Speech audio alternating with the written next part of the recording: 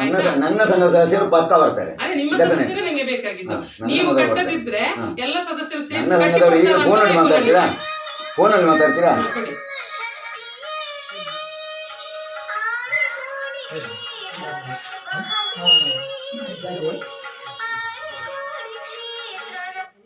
ಅಲ್ಲ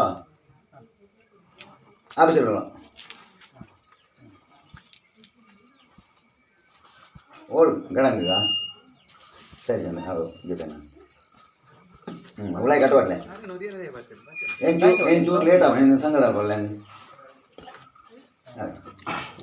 ಮೂರು ಗಂಟೆ ಅಲ್ಲದ ಈಗ ಪದಾಧಿಕಾರಿಗಳೆಲ್ಲ ಸೇರಿ ಅವರ ಸಂಘಕ್ಕೆ ಹೋಗೋದಾ ಅಥವಾ ತಾರನ್ನ ಒಬ್ಬರೇ ಉತ್ತರ ಕೊಡೋದಾ ಅದು ಬೇಕಾಗಿದೆ. ಈಗ ನಾವು ಎಲ್ಲರೂ ಕೊಡ್ತೇವೆ. ಇನ್ನು ಕಟ್ಟಡ ಸಂಘ ಇದ್ದಾರೆ, ನನ್ನನ್ನು ಒಬ್ಬರನ್ನು ಹೋಲಿಸುದು ಬೇಡ. ನೀವು ನನ್ನ ಕಟ್ಟಡ ಸಂಘದಲ್ಲಿ ನಾವು ಇದ್ದೇವೆ. ಇನ್ನು ನಮಗೆ ಎಲ್ಲ ಪ್ರತಿಭಟನೆ ಮಾಡಿ ನಮ್ಗೆ ಗೊತ್ತಿದೆ. ನಾವು ಎಲ್ಲ ಪ್ರತಿಭಟನೆ ಹೋಗಿ ಆಗಿದೆ. ಇನ್ನು ಎಲ್ಲಿ ಪ್ರತಿಭಟನೆ ಆಗುತ್ತಾ ಅಲ್ಲಿ ಬಲಪದವು ನಾವು ಹೋಗ್ತೇವೆ. ನೋಡಿ, ನಾನು ನಿಮ್ಮ ಸಂಘದ ಬಗ್ಗೆ ಮಾತ್ರ ಮಾತಾಡುದು.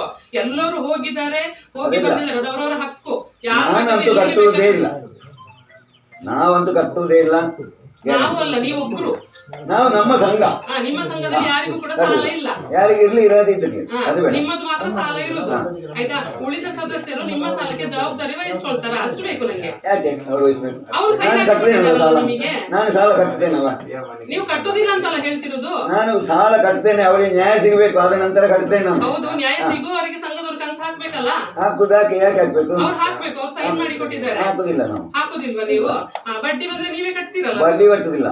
ನಾವು ಅದನ್ನು ಒಳ್ಳೆ ದೇವಸ್ಥಾನಕ್ಕೆ ಹಾಕಿ ಬಿಡ್ತೇವೆ ಮಾತ್ರ.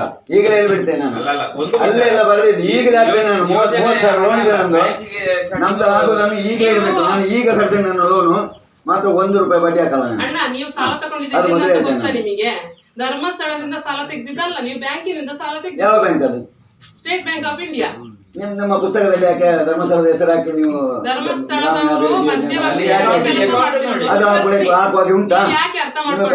ಬ್ಯಾಂಕ್ ಲೋನ್ ಕೊಟ್ರೆ ನೀವು ಅದನ್ನ ಯಾವ ಹೆಸರು ಹಾಕುವಾಗೆ ಉಂಟಾ? ಯಾವ ಹೆಸರು ಹಾಕುವಾಗೆ?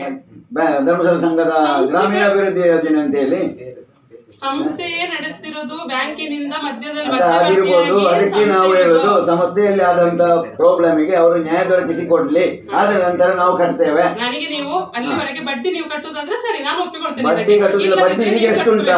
ಬಡ್ಡಿ ಈಗ ಎಷ್ಟುಂಟು ಅಷ್ಟೇ ಕಟ್ಟೋದು ನಾವು. ಈಗ ಎಷ್ಟು ಬಡ್ಡಿ ಹಾಕಿದ್ದೀರಾ? ನೀವು ಸಂಘ ಬ್ಯಾಂಕಿನಿಂದ ತೆಗೆದಂತ ಹೇಳ್ತೀರಲ್ಲ, 18% ಯಾವ ಬ್ಯಾಂಕಲ್ಲಿ ಲೋನ್ ಇದೆ ಬಡ್ಡಿ? ಈಗ ಎಷ್ಟು ಬಡ್ಡಿ ಇದೆ? ಎಷ್ಟಿದೆ? 13% ಹಾಕಿ.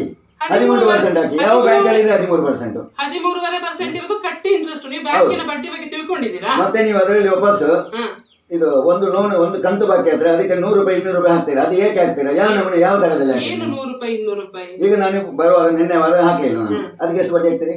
ಆ ವಾರದ ಬಡ್ಡಿ ಮಾತ್ರ. ಯಾಕೆ ಹಾಕ್ಬೇಕು? ಅದು ನಿಮ್ಗೆ ಬ್ಯಾಂಕಿಂದ ಬಂದ ಬಡ್ಡಿ ಇಲ್ವಾ? ಅದೇ ಬಡ್ಡಿ ಇಲ್ವಾ? ಅದಕ್ಕೆ ಎಕ್ಸ್ಟ್ರಾ ಯಾಕೆ ಹಾಕ್ತೀರಾ? ಮರುಪಾವತಿ ಚೀಟಿ ಬರ್ದಿದ್ದೀರಾ? ಅದೇ ಎಕ್ಸ್ಟ್ರಾ ಯಾಕೆ ಹಾಕ್ತೀರಾ ಅಂತ ನನಗೆ ಅದು ಯಾಕೆ ಹಾಕುದಾಗಲ್ಲ? ನೋಡಿ, ಅರ್ಥ ಮಾಡ್ಕೊಳ್ಳಿ. ಬ್ಯಾಂಕಿನವರಾದ್ರೆ ಬ್ಯಾಂಕ್ ಲೋನ್ ಆದ್ರೆ ಅದಕ್ಕೆ ಯಾಕೆ ಅಷ್ಟು ಬಡ್ಡಿ ಹಾಕ್ತೀರಾ ಅಂತ ನಾನು ಕೇಳಿದ್ರೆ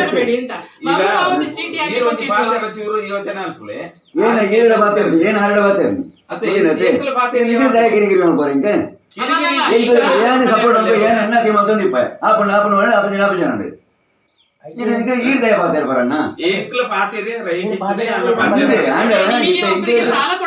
ನಮ್ಮೊಂದು ಊರ್ದದೇ ಆಗುತ್ತೆ ಇದು ಅಂತ ಮಾಡ್ಕೊಂಡಾಗ ಏನು ತೂತ ಅವಾಗ ನಮ್ಮ ಭತ್ತದ ಅನ್ನ ಪಾತೇರ್ನ ಬರಂತ ಏರು ಪಾತೇರ್ತಾನೆ ಅನ್ನ ಐಕೆ ಇರು ಬತ್ತೇರಿ ತೂತೆ ಬಾತೇರಿ ನೀನು ಬಾತೇರ್ದ ನ್ಯಾಯ ಸಿಗ್ಬೇಕು ಅಂತ ಹೋರಾಟ ಮಾಡ್ತಿರೋದು. ಯಾರು ಮಾಡ್ತಾರೆ ಹೋರಾಟ? ಎಲ್ಲ ಹೋಗಿದ್ದೀರಲ್ಲ.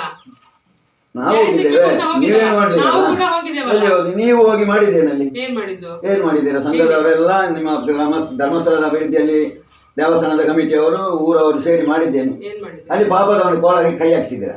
ಯಾರು ಹಾಕಿದ್ರು? ಬೇಕಾದಿಲ್ಲ ನಮಗೆ. ಅದು ಅವಳೊಂದು ಹೆಣ್ಣು ದೊಡ್ಡ